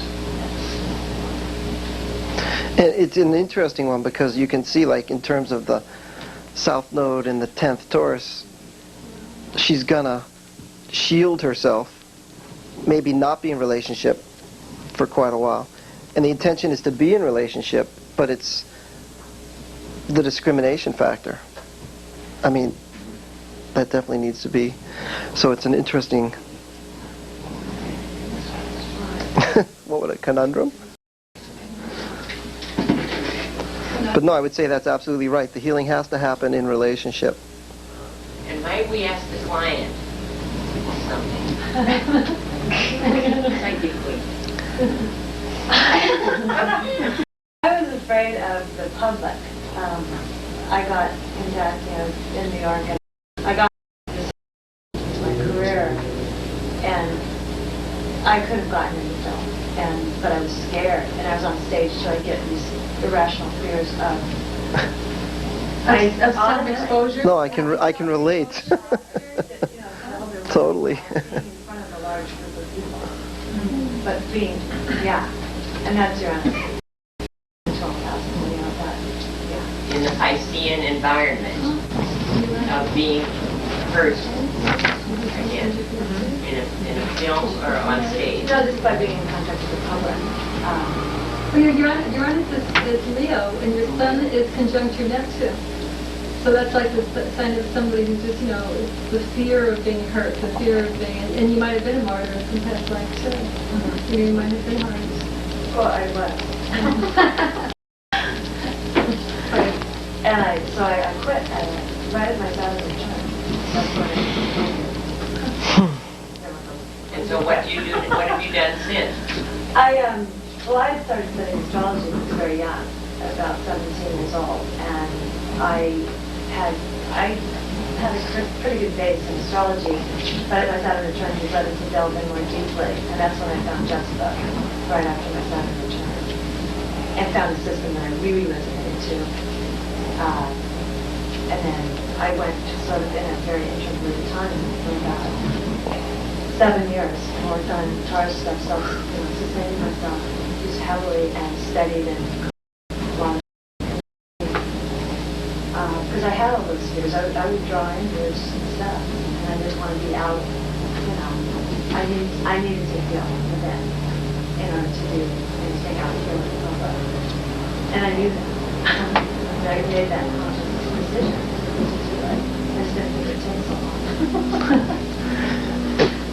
And the moon is in Cancer 11th, trining the Scorpio. So astrology is a form of objective knowledge to understand your emotions, hopefully to make so you're clear about where they're coming from, because there must have been a time where you have this kind of fear complex and weren't sure about why is this, Neptune. Yeah, and it's a past life thing. And do you have any past life memories of it? So I would not have these. I still have strong emotional reactions, but Well, like astrology giving you the context to understand them. So the fear is something that doesn't seem big. No. Right. I still have reactions, but then I can sort through it. Right. I don't get lost in that too. Yeah. One of the things too, Mark, that we kind of forget, I guess it's because we're in a class environment, but to say, why are you here? What would you like to know? What is troubling, so that we get a focus, so that we can get to, what are you troubled with? Is there anything? Where are you at this point in your life?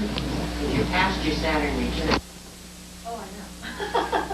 If I may be so bold.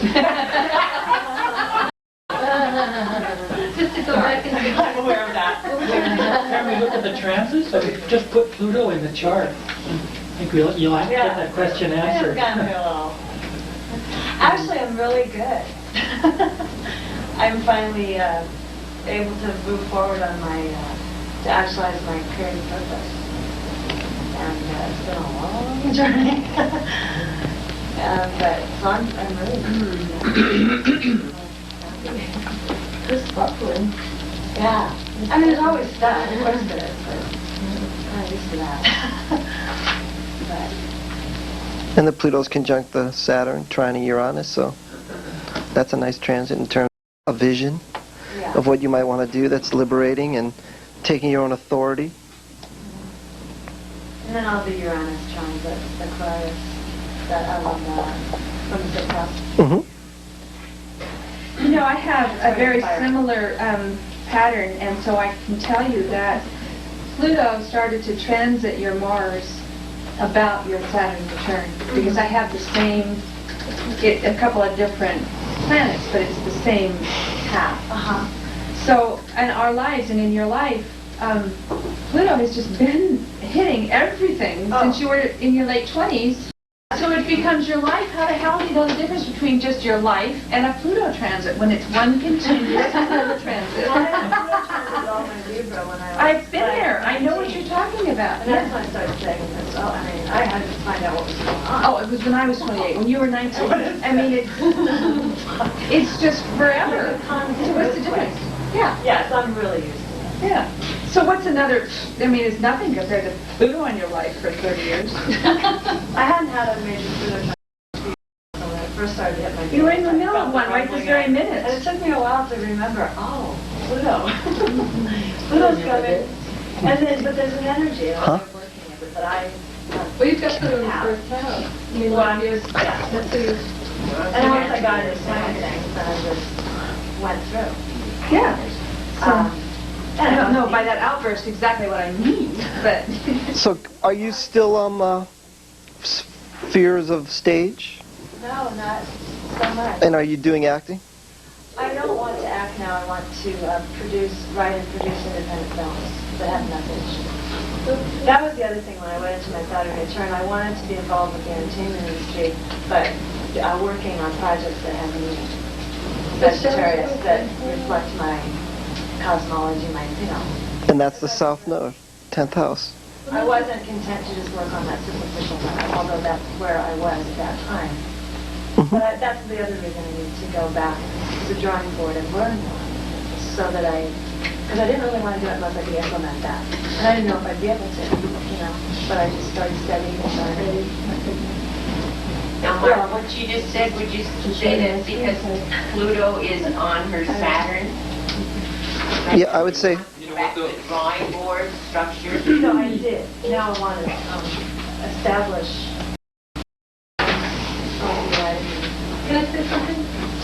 The third house, she's got basically everything she's saying through there. She wants to talk about, something that makes her feel good. Doing the film, expressing herself, writing is the third house. Everything you just said is right in the third house. And that sextile's Uranus. Yeah, I know what I want to do. Also when I was really young, when I was in the early 20s, I knew I wanted to do this. And I got it sort of in an abstract. And then it started to fill in detail and whatnot. But pretty much, I wanted to do these evolving films, like doing films, acting in them, or making them that had that meaning, metaphysical, communicating metaphysical principles through whatever scenario that you create. And I knew that. I started doing what I thought was necessary to get to that.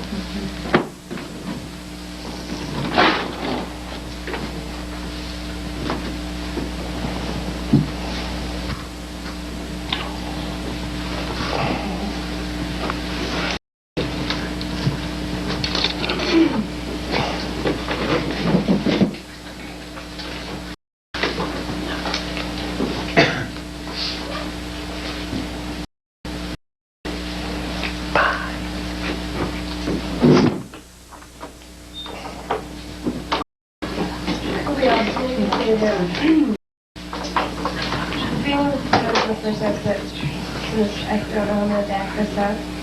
But I'm thinking Venus conjunct Saturn in the 4th house, so this would be a woman desired to constantly expand and to learn more about her emotional self.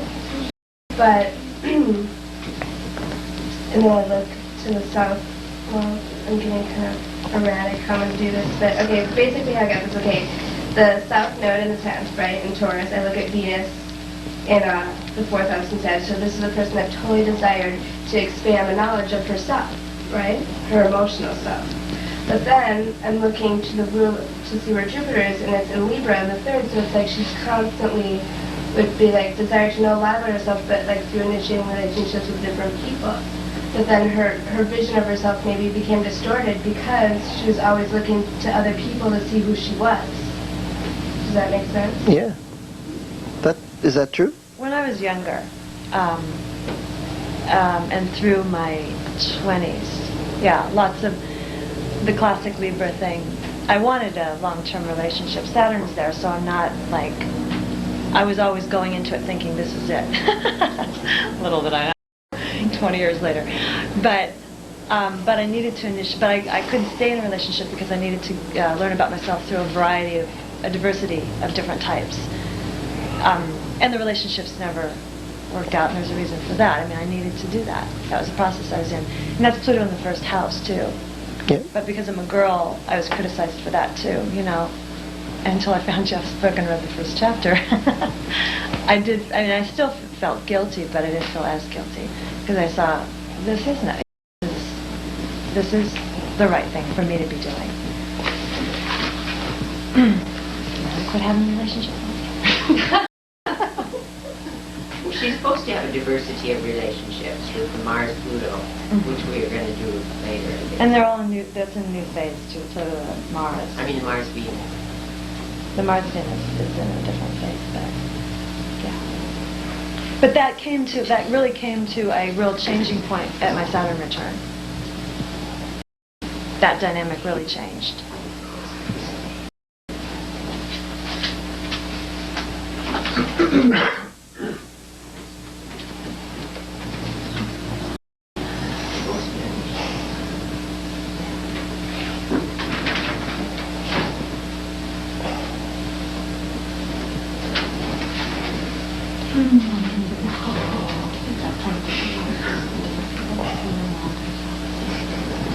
What about the Pluto square Venus? Oh yeah, what about that? That would be fun, huh?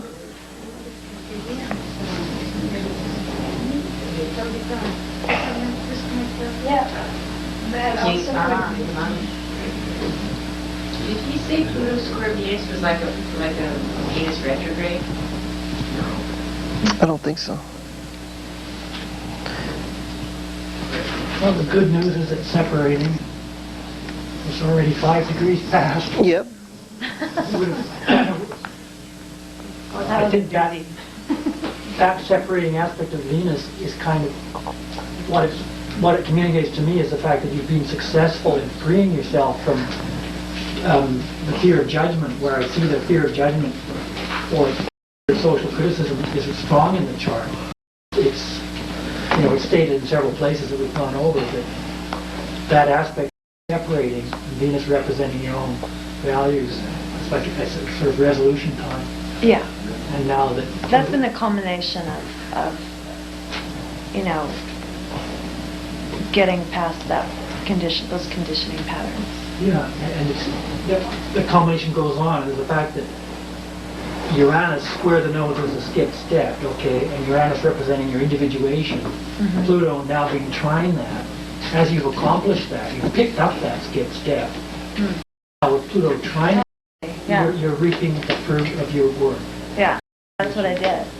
Yeah. Because I knew I just intuitively, I knew that I had to do something. And I just stopped doing what I was doing and did it. Can you say, you said that without including the Saturn. In 7 years I didn't have...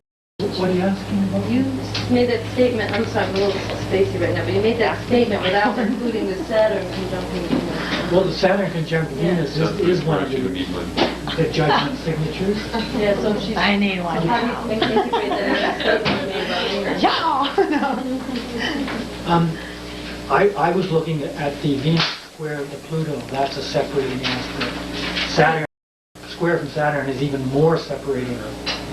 Okay, because I'm just saying if they're conjunct, they operate together. So. Well, to a large extent, to a certain extent they do. Yeah. But I definitely felt that Pluto I'm just trying to put one statement. Well, eventually Venus and Saturn together, eventually it produces a very deep, long-lasting, stable relationship. In this case, based on natural laws. But that takes time. But it's been just a radical restructuring of my relationship with myself. I mean, it's been ongoing, but it really culminated with this. And then, as soon as it went past Venus for the last time, I called Jeff and asked him, what's this thing with Saturn now? No. But I understand what the Saturn part of it is, too. And it's just it's sort of an extension of what it's similar to what I'm doing with the Venus. There's similarities. It's a restructuring of consciousness, because Saturn is the structure of consciousness. So it's a radical restructuring of the consciousness within myself, which is an extension of the work I've already been doing with Venus. And then what I've noticed is, as it's coming up to my Saturn, I'm restructuring my world out here. But that's a reflection of what's going on here. But it's really, I cannot believe how much my life has changed in the last 2 years. And it's really good, because now it's a reflection of who I really am and who I've wanted to be all this time. But, you know, I've been restricted by my conditioning. You know, all that stuff has to get worked through. You know, so it's a lot of internal work. You know, that's all I've done for 10 years. I mean, that's all I've been doing in my life. Because I haven't really done anything out here. It's substantial. People do ask me, well, what are you doing? What have you done all your life? Nothing. We got into the lower hemisphere. Remember that? That's true, yeah. It's all down here. And also, even though you don't want to bring it up or go into it, that Chiron, which you just said, she's been doing things different from the status quo kind of thing, and Uranian type thing. It's also squaring those nodes. But it's in the house of Virgo and ruled by Capricorn. Good Lord. I mean, the kind of flack she would take for working on herself. Mm-hmm. When in fact that's what, you know, her inner security is what she's supposed to go for. And she's got all that Libra crap, pardon me, Libra dynamics, that seep out, even down to what she said about herself. Hesitant that she's been working on herself, and almost apologetically, because of that Chiron. Yes, no, maybe? I think so, and that would be integrated through the North Node. So I had a thought I just lost. Is that a yod? What? Is that a yod 28 Chiron? Is it too much of a stretch? Yeah, I wouldn't. That's yeah. Too far out. So being in relationship, and it's okay to be different. That's in terms of that node. And needing someone who would allow that. Why are you saying relating it to relationship because of the Libra? The Scorpio North Node. Her deep, intimate relationship, being really accepted for who she was. No judgment. Well, what is the statement regarding her resolution note? May I ask a question, because I've really been working on my webpage thing and I can't go anymore because I don't have the program. Can I ask you for something, Barbara, please? What do you mean? Later. Yeah, sure, you can ask. Publishing kind of thing, whatever. Yeah. Because I've been not listening, what did you work out in this chart as a core theme of the soul? I don't feel like sleeping enough. When you a little distracted, then just start, okay, Pluto, in house sign shows the soul intention in previous lives. Make statements. And therefore, first go to the South Node. This is how the soul created incarnations in order to have these soul's desires, Pluto, house sign, aspects, be lived in a time-space universe via the creation of egocentric structures. And the ruler of that South Node, the house sign, shows how they were operating, or the deeper link. That's what I would start. I think we about that part. Okay. Do you see the repetitive stories in this chart? As an example, we see a South Node in Taurus, and we see an emphasis in the second house. Third. No, It's the third. Oh, it's the third? Oh, sorry. And well, we do see the And there's no repetitive story in this case, but there's another repetitive we story. see the repeat Venus-Saturn combination of Yes. energies. But see, the main focus in this chart is for sure because we have Uranus, not Uranus, T-square in the nodes. Right. And it's in the 12th house. So that makes the south node. The 12th house, makes it as a resolution. The 12th house reminds me of what archetypes. 12th house is like what sign? Or like Neptune? Pisces. Do we see Pisces or Neptune somehow emphasized or linked in the jet green paradigms? Yes, Neptune. North node. Neptune on the north node. That north node that has been activated in previous lives via the T-square of Uranus. So we see again an emphasis of Neptunian kind of things.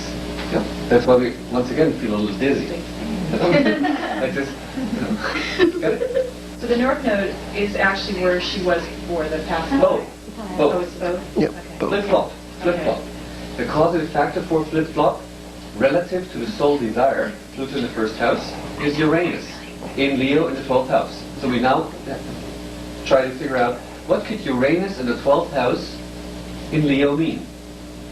Because that is the area that caused, or the dynamic that caused the skipped steps. How and where it was lived shows where the nodes are in house sign and where their natural rulers are. Which goes back to this Pluto.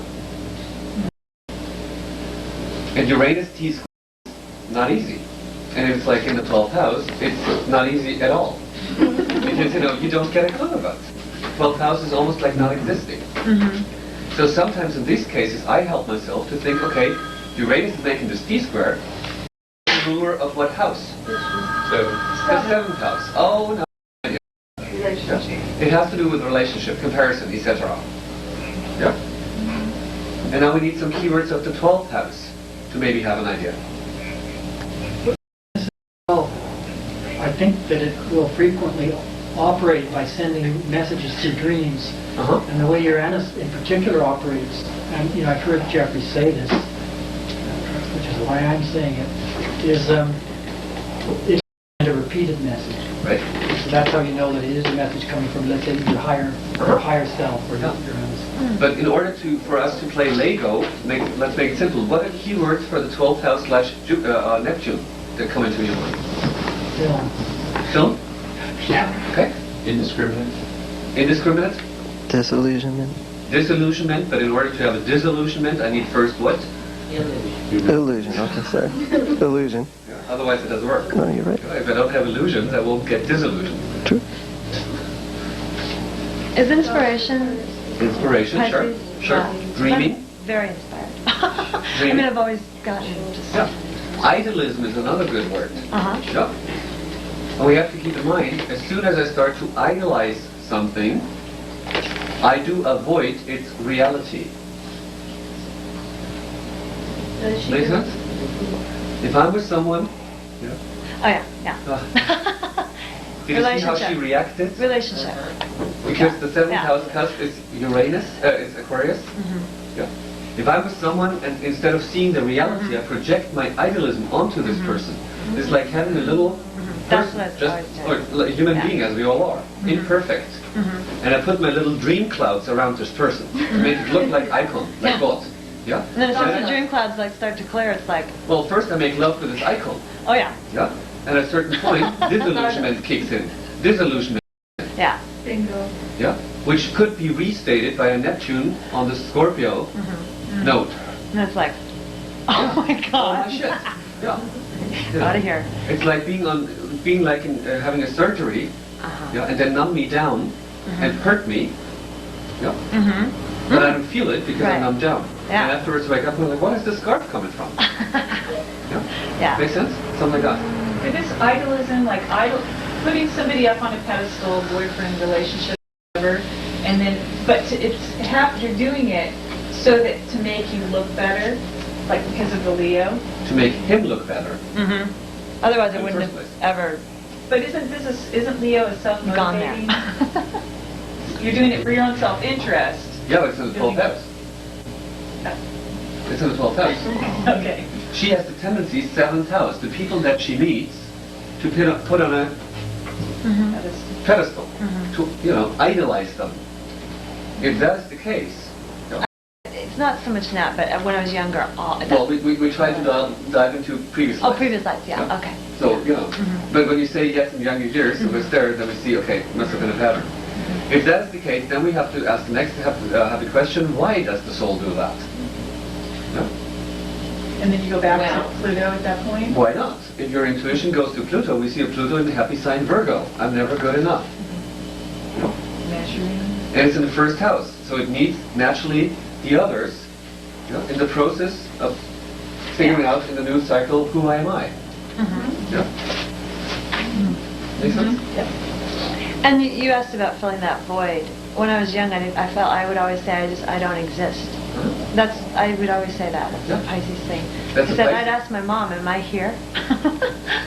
I just didn't feel like I was very ungrounded and very undefined. What you see by Neptune on an activated node via T-square, especially in Scorpio. I don't want to be here. So then I'd go to my Taurus South Node a lot to just, ground down.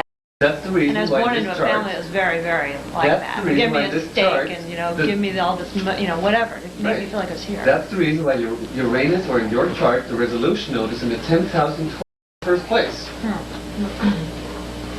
First to learn to live. Yeah. There's a longing to not be here. Yeah. Yeah. Now you want to get down to core issues. Why would there be a longing not to be here? And there are thousands then of reasons we in this want chart. to- Now we make evolutionary astrology. Well, are we that what we're doing here? Talking about Are we doing evolutionary astrology right now? Are you okay Yeah. with that? I'm so excited. Chomping at the bit. Because of her Uranus in Leo in the 12th house. And I just keep seeing her detach, her body detach. Her little body detach. When her Uranus is in the 12th house, on the opposite of which is the Virgo house. And why would a little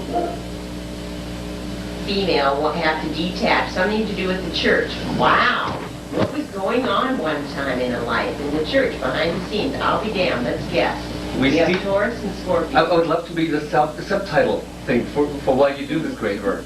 Church, because we see the rule of the South Node in Sagittarius, archetype of churches or religion. And because it's coming from a 10th house, it's family or society structures that are very much defined in the first place by mainstream house. Yes, no? Yeah. Yes. Yeah. So social rules, tradition, all this crap. 10th house. Yeah. And apart within how these value systems in the family incarnated in previous life, South Node, in the 10th house Taurus, how they were defined, shows the Venus and 4th house in Sag, conjuncting Saturn. So what has been suppressed? The natural? The natural feminine principle within herself.